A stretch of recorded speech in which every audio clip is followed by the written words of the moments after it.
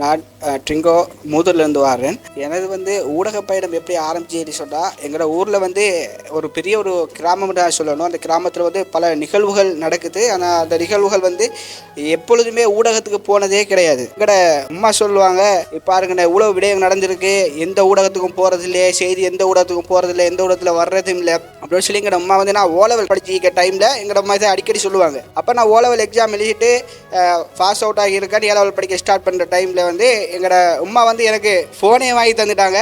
இனிமேல் நீ ஒரு ஃபேஸ்புக் பேஜ் ஒன்று திறக்கிறா, நடக்கிற எல்லா தகவலையும் நீ போடுற அப்படின்னு. அப்போ இதை நான் கண்டினியூவாக செஞ்சு கொண்டிருக்கிற டைமில் எனக்கு சில சந்தேகங்கள் என்ன செய்ய சொல்லி தெரியாமிக்கிற டைமில் எனக்கு எப்படியோ ராசிக் சேர்ற ஃபோன் நம்பர் கிடைச்சி மாட்டிட்டு கையில் மாட்டெல்லாம் விடுற மாதிரி இல்லை. அப்போ ராசிக் சேருக்கும் தெரியாது, நான் கால் பண்ணுறதுலாம் அவருக்கு தெரியாது. ஆனால் வாட்ஸ்அப்புக்கும் நிறைய மெசேஜ் பண்ணியிருக்கேன், கால் பண்ணியிருக்கேன். சர்ப்ரைஸாக இது அமையும்னு நினைக்கிறேன். நிறைய விடைகளை கேட்குறேன்.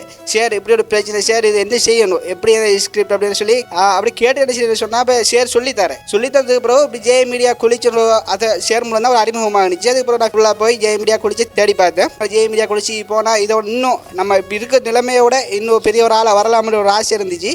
அப்படியே ஜெய மீடியா குளிச்சில் ஜாயின் ஆகினேன். ஆனால் என்னன்னா எப்போதுமே ஒரு கிளாஸ் மிஸ் ஆகாமல் நேரடியாக தான் படிச்சிருந்தேன். நைட் 12 மணிக்கு எங்கள் ஊர்லேருந்து பஸ் சேருவேன். நைட்டில் காலையில் சேரக்கிட்டாவா ஜேஎம்டியா குளிச்சிக்கு 9 மணி ஆகும். திருப்பி அப்படியே தூக்கம்லாம் இல்லை, அப்படியே கிளாஸில் இருந்துட்டு திருப்பி அதே மாதிரி அடுத்த நாள் போகிறேன். அடுத்த நாள் எப்படியோ இது 3 நாளாக போயிடும். அதுக்கு பிறகு எனக்கு இதெல்லாம் என்ற முயற்சியை பார்த்துட்டு செய்தி நிறுவனத்தில் 4 பிராந்திய ஊடகங்கள் கிடைச்சிருந்துக்கு இப்போவும் அதில் கண்டினியூ பண்ணிகிட்டு இருக்கேன். அது மட்டும் இல்லாமல் இதுக்கு நான் முக்கியமாக சொல்கிறது ராசிக் சேருக்கும், ஏன்னா கண்கலக சொல்கிறேன், எனது உமாவுக்கும் எங்களோட வாப்பாவுக்கும் இதில் மனமாற்ற நன்றியை தெரிவித்துக் கொள்கிறேன். நம்மளோட ஜெய மீடியா காலேஜ் இன்னொரு விட கட்டாயம் சொல்லணும், இந்த ஜெய மீடியா காலேஜுக்கு வர இருக்கிற அனைவருக்கும் வாழ்க்கையால் சேர்த்து அனுபவத்தோடு சேர்த்து நீங்கள் எப்படி தொழிலை எடுக்கணும் அப்படின்னு சொல்லி தராங்க. எங்கள் பேசுகிறதுக்கு நிறைய பேசுறதுக்கு டைம் காணாது. இருந்தாலும் ஜெய மீடியா காலேஜுக்கும் ராசிக் சேருக்கு நன்றியை தெரிவித்துக் கொள்கிறேன்.